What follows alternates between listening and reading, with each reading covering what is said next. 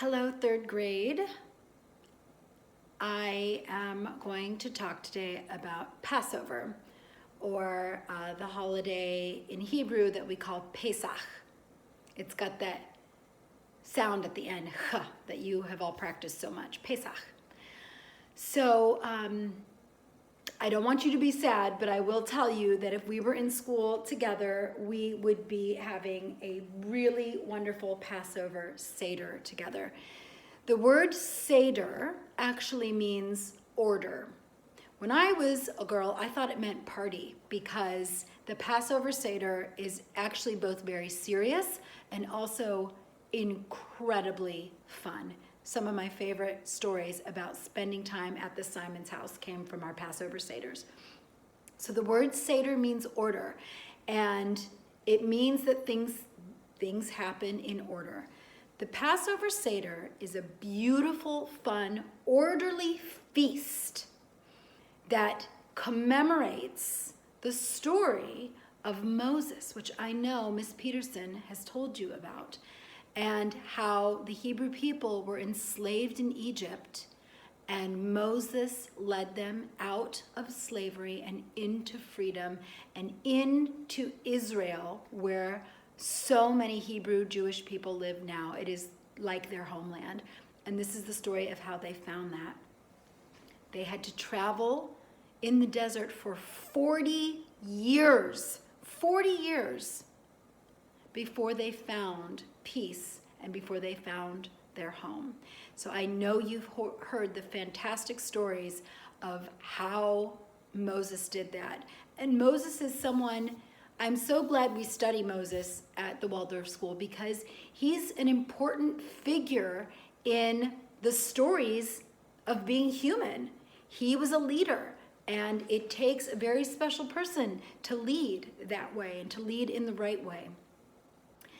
So I want to share with you I want to share with you what our Seder would have been like and some of my really funny stories and interesting stories about having Passover Seders with the Simons. So I want you to imagine if your parents were going to take you to a friend's house for dinner. And you got there just as the sun was setting, maybe it was about 6 or 6:30 in the evening, and you did not eat dinner until midnight. So you do the math. How many hours is that? The Simons were very, very observant Jewish people. I told you they turned off their lights on Shabbat, and Mr. Simon was a rabbi, and now both of his sons are rabbis in London. So they took the Passover Seder very, very seriously. And before you can celebrate and eat this wonderful meal, you have to retell the whole story of Moses and the Hebrew people. And while you're telling it, you are doing things in order and eating certain things. So I'm going to take you over to the Passover table that I made for us, and we're going to look at some things here. So I hope you can see that. So this says Pesach, Pesach, which I told you is Passover. Can you see this? I hope so. And there it is again. You can see it again. And on here, 1, 2, 3, 4, 5. 1, 2, 3, 4, 5. I have an extra one for some matzah, and I don't have everything we need on our Passover Seder plate today because I couldn't get it from the store right now. You know how hard it is to get things from the store right now. So this is matzah, and we have matzah because if you remember that when the Hebrew people were going to leave Egypt, they didn't have time to let their bread rise. They had to take it with them right then and there. So they took what they had and they left. And that's why we eat matzah for 7 days. Pesach is 7 days. The Seder is the first and the second night, but we eat matzah and no bread at all for 7 days. We also have here parsley. Parsley is to remind us that spring is here. And we dip the parsley in salt water and eat it, which I'm not going to do right now. And that is to remind us of the tears that were shed when the Hebrew people were enslaved. Then here we have something called haroset. Haroset is delicious. It's made of apples and honey and a little bit of wine and some walnuts and some cinnamon, and it is absolutely delicious. And that, when it's done right, I didn't have all the ingredients, looks like mud. And what did the Hebrew people have to make all day long for the Pharaoh? They had to make these mud bricks, didn't they? And rebuild the city. So that's another thing that's on our Seder plate.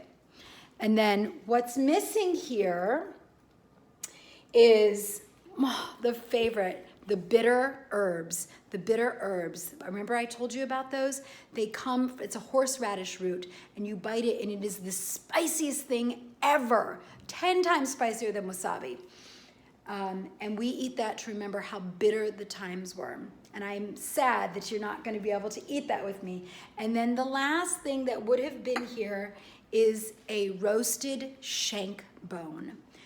And we have that because what did the Hebrew people do on the very last night before they left, when God was going to pass over all the houses and only save the Hebrew people? They ate a meal of lamb, and then they took the blood of the lamb and put it across their doorposts so that the Lord would pass over their house and spare them.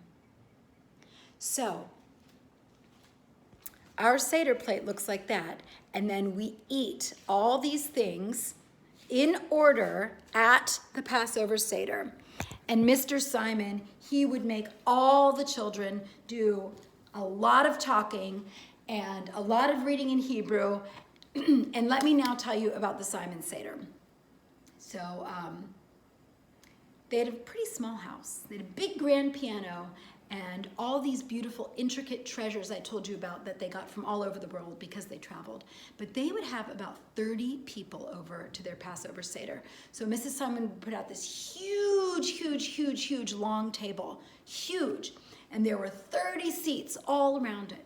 Now, they were so strict that in Mrs. Simon's house, if there was anything that could be made into bread, anything, flour, wheat,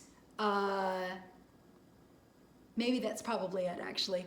All of that was, they had to get it out of their house, and then they had to use different plates so that no wheat or flour had ever touched, or bread had ever touched those plates, because Passover's the plates used for Passover were special.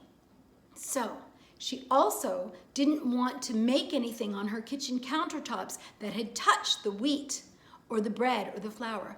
So before Pesach, Mrs. Simon would cover her entire kitchen in tinfoil. It looked like the inside of a spaceship. And actually, the table that my Passover Seder plate is on today was from the Simon's kitchen. When they moved away, Mrs. Simon gave me that table because I always loved it. I'm going to show it to you again. It's a very cute little table. Can you see it over there? Their whole family would sit around that in the kitchen table. There were 6 of them. So she would cover her whole kitchen in tin foil, and it always looked so interesting to me. And then she would prepare.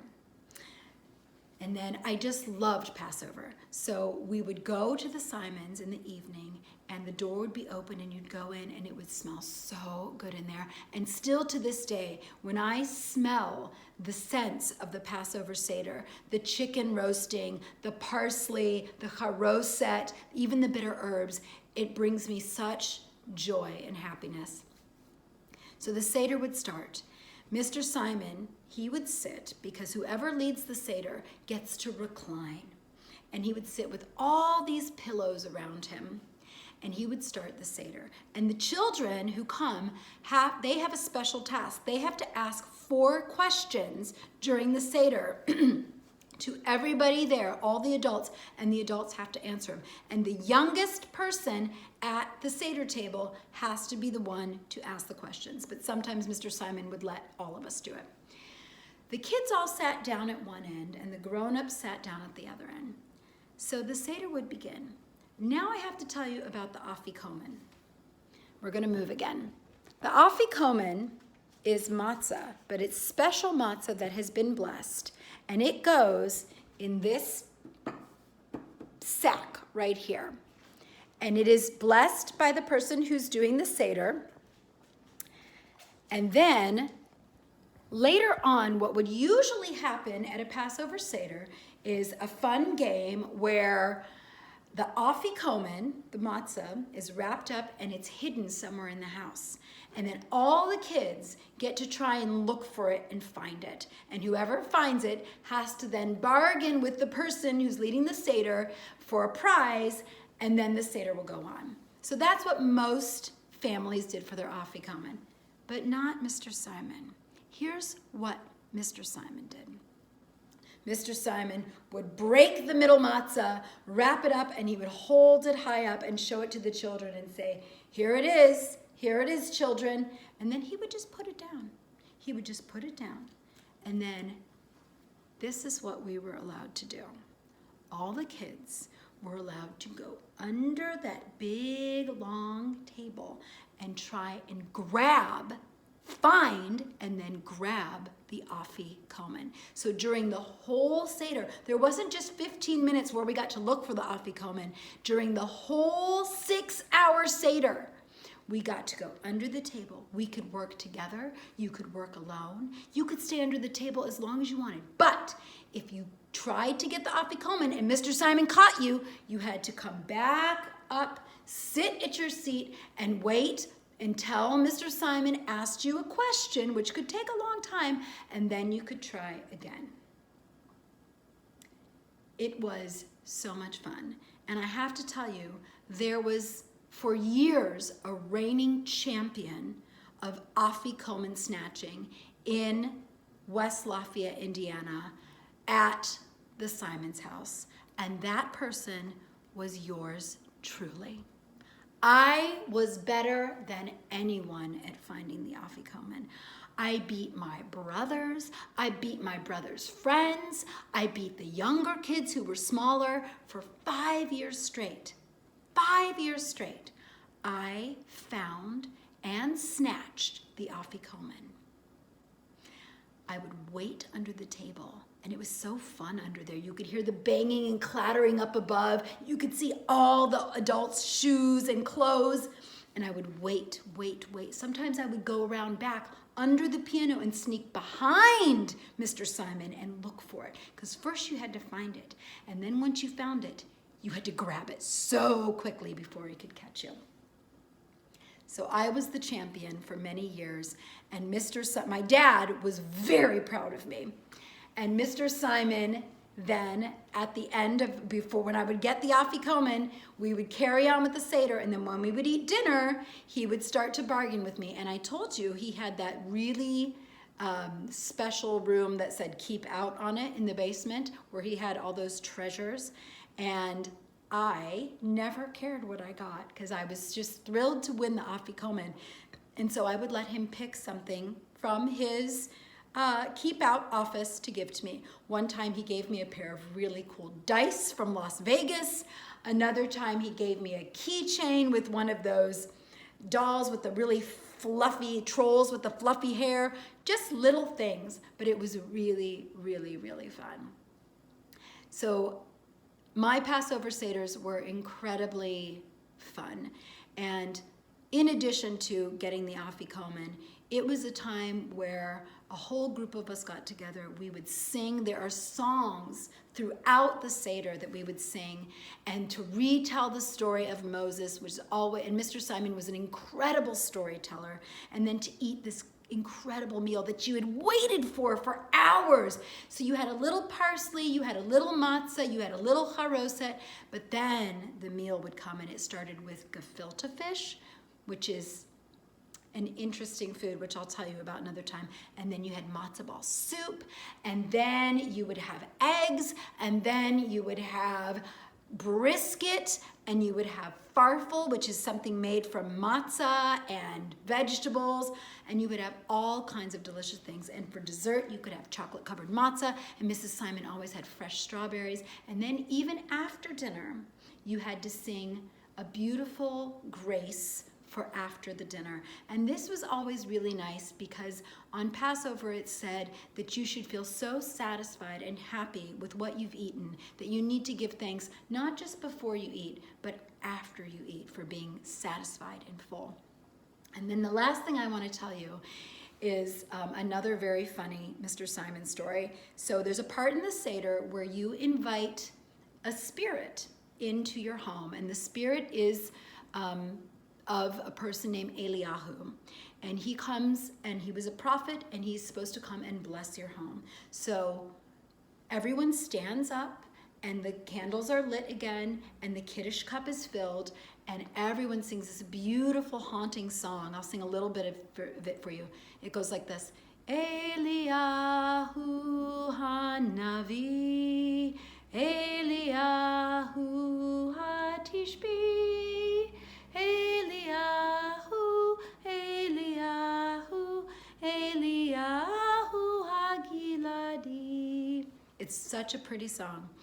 And you open the windows and you open the front door so the spirit comes in, and you can always feel it. The wind always carries something in.